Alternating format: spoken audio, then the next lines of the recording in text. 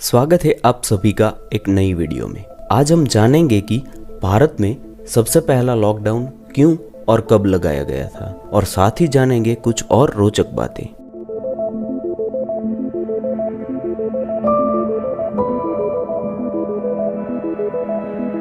वैसे तो हमारे बीच ऐसे कई लोग होंगे जिन्होंने कोरोना महामारी के दौरान लॉकडाउन शब्द पहली बार सुना होगा, लेकिन भारत में इसका इतिहास बहुत पुराना है।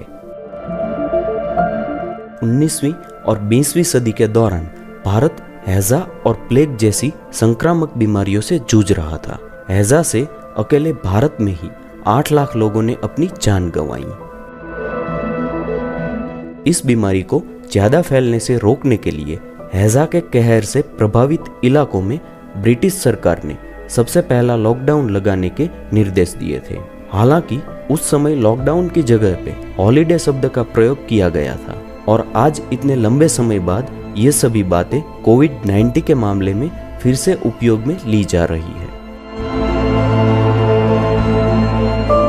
हैजा, प्लेग और फ्लू जैसी संक्रामक बीमारियों से बचने के लिए ब्रिटिश सरकार ने खास रणनीतियां तैयार की थी। इन रणनीतियों के तहत मजदूरों को घर में रहने के लिए भी तनख्वाह दी जाती थी। प्रवासी मजदूरों को छोटे छोटे समूहों में गांव भेजा जाता था, जिससे ज्यादा भीड़ इकट्ठा ना हो और बीमारी फैलने का खतरा कम बना रहे। जिस भी इलाके में बीमारी ज्यादा फैली थी उसे कंटेनमेंट जोन घोषित कर दिया जाता था, और बीमारी से प्रभावित लोगों को आइसोलेट भी किया जाता था। भारत में जब पहला लॉकडाउन लगा तब हैजा का कहर चरम सीमा पर था। धीरे धीरे हैजा की चपेट में उत्तरी अफ्रीका, पूर्वी यूरोप और रूस भी आ चुके थे। हैजा की कुल 7 श्रेणियां थी।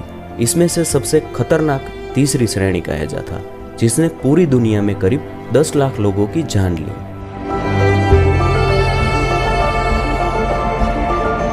वीडियो में आगे बढ़ते हैं और जानते हैं क्वारंटीन के बारे में। सबसे पहली बार क्वारंटीन शब्द का इस्तेमाल 14वीं शताब्दी में हुआ था। यह शब्द लैटिन भाषा के क्वाड्राजिंटा और इटली भाषा के क्वारंटा से मिलकर बना है। इन शब्दों का मतलब 40 होता है। 14वीं शताब्दी में यूरोप में प्लेग के फैलने की शुरुआत हुई, जिसे ब्लैक डेथ के नाम से भी जाना जाता है। साल 1343 तक ये बीमारी इतनी तेजी से फैली कि यूरोप की लगभग 1/3 जनसंख्या इसकी चपेट में आ गई थी। तभी क्रोएशिया के अधिकारियों ने ट्रेटिनो लागू करने के लिए एक कानून पास किया, जिसके तहत प्लेग से प्रभावित इलाकों से आने वाले किसी भी व्यक्ति या जहाज को 40 दिन के लिए अलग अकेला रखा जाता। बाद में ट्रेटिनो का नाम बदलकर क्वारंटीनो हुआ, जो आज क्वारंटीन के नाम से जाना जाता है। और आखिर में जानते हैं फेस मास्क के इतिहास के बारे में। प्लेग से लेकर वायु प्रदूषण के बुरे दौर तक और ट्रैफिक के कारण प्रदूषण से लेकर रासायनिक गैस के हमलों तक बीते 500 सालों में कई बार फेस मास्क का इस्तेमाल किया गया है। लेकिन किसी संक्रामक बीमारी से बचने के लिए फेस मास्क का सबसे पहला प्रयोग 14वीं शताब्दी में हुआ था। ब्लैक प्लेग से बचने के लिए मास्क पहने जाते थे, जिसे कई लोग मौत की परछाई के नाम से पुकारते थे।